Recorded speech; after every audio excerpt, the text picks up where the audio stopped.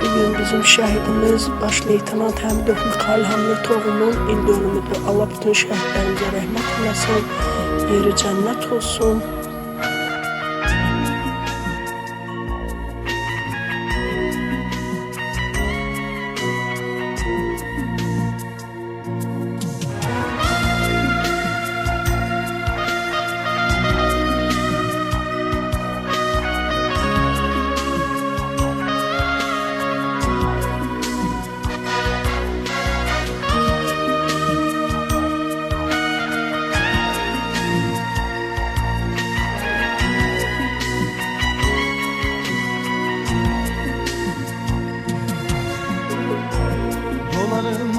Boynuna Qarabağımda düşmən at oynadır Araz boyunca.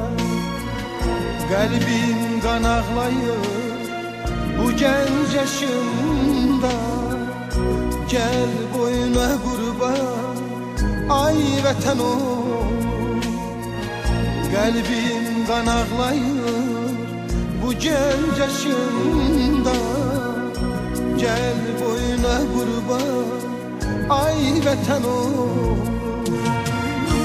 Şuşa yaylağını siz duman aldı. Kar bülbülünün gözleri doldu.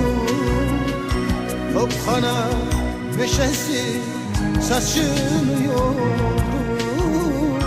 Gel boyuna kurban ay vətən oğlum. Şuşa yaylağını siz duman aldı.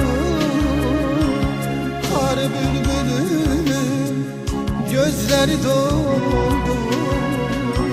Topxana meşesi saçını yordu. Gel boyuna kurban ay vətən oğlum. Gel boyuna kurban ay vətən oğlum.